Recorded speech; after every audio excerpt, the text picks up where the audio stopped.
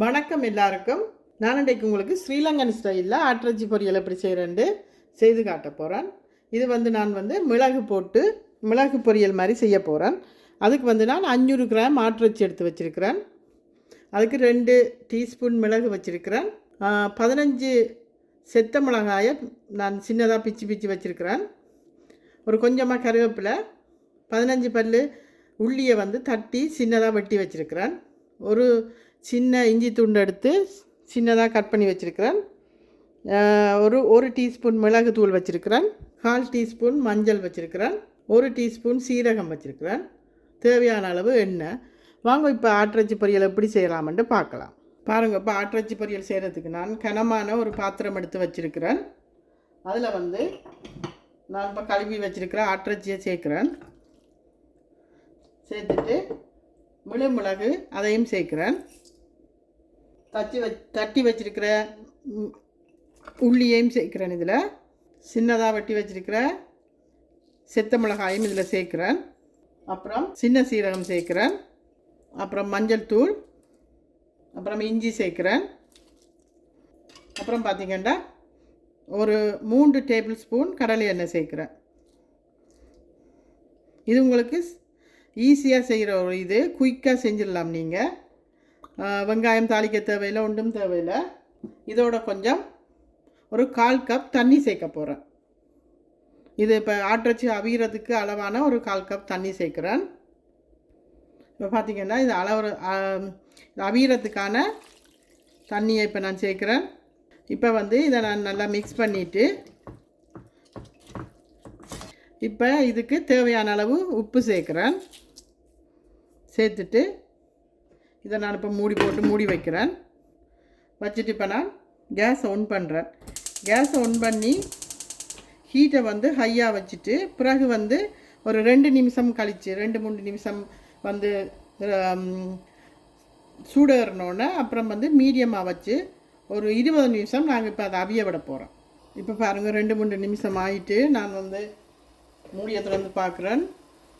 இது நல்லா சூடேறிட்டு இப்போ அவிய ஸ்டார்ட் பண்ணிவிட்டு நான் இப்போ அடுப்பை குறைச்சி வைக்க போகிறேன்.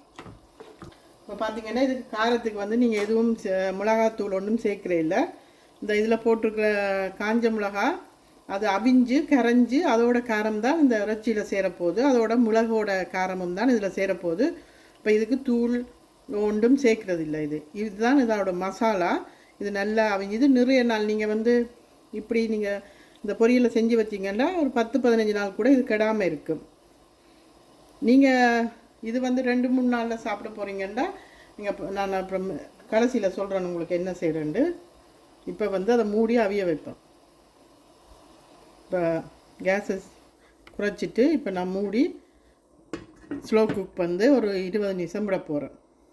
இந்த தண்ணியெல்லாம் இது வற்றி அந்த எண்ணெயில் பொரியும் மட்டுக்கும் நாங்கள் அதை மூடி அவிய விட போகிறோம். பாருங்கள், இப்போ 20 நிமிஷம் ஆகிட்டுது. முடியை திறந்து பார்க்குறேன்.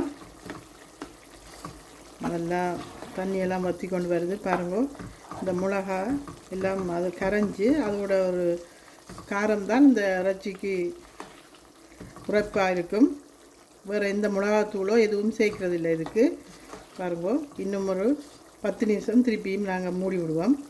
பாருங்கள், இப்போ 10 நிமிஷம் ஆகிட்டு நான் மூடியை திறந்து பார்க்குறேன். இப்போ தண்ணியெல்லாம் வற்றிட்டு நாங்கள் விட்ட எண்ணெய் இப்போ வெளியில் வர துவங்குது. இப்போ நான் மூடியை திறந்து இதை அப்படியே பொரிய விடுறேன்.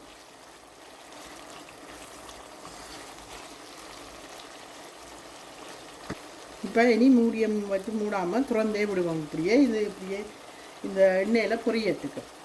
இப்போ பார்த்திங்கன்னா இவ்வளோ நேரம் அடுப்பை குறைச்சி விட்டேன். நான் இப்போ கூட்டி விடுறேன். இப்போ நல்லா பொரியறதுக்காக வேண்டி இனி இப்போ இறைச்சியெல்லாம் நல்லா அவிஞ்சிட்டு இப்போ இறைச்சி பொரியணும். அதுக்காக வேண்டி இப்போ நான் அடுப்பை கூட்டி விடுறேன். இப்போ அடிக்கடி நீங்கள் கிளறி விடணும், இல்லாட்டி கீழே பிடிச்சிடும். இப்போ கிளறி விடணும் நீங்கள் பொரிக்கிறதுக்காக வேண்டி.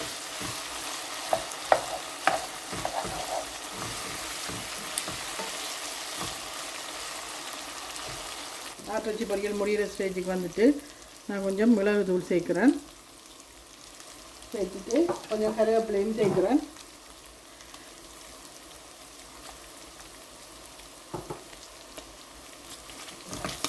இதுக்கு நீங்கள் வந்து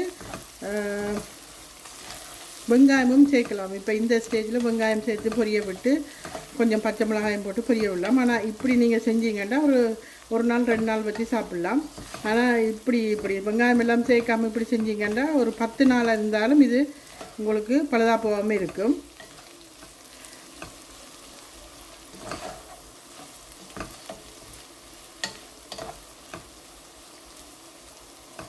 இப்போ வந்து நான் கேஸ் ஆஃப் பண்ண போகிறேன். மிளகு பொரியல் ரெடி ஆகிட்டுது. இப்போ நான் நிப்பாட்ட போகிறேன். இப்போ அடுப்பை இப்போ பாருங்க, ஆட்டிறைச்சி மிளகு பொரியல் ரெடி ஆகிட்டுது. இதை மாதிரி நீங்களும் முயற்சித்து பாருங்க. மறக்காமல் கமெண்ட்ஸ் பண்ணுங்க. இந்த சேனலை சப்ஸ்கிரைப் பண்ணுங்க. தேங்க்ஸ் ஃபார் வாட்சிங்.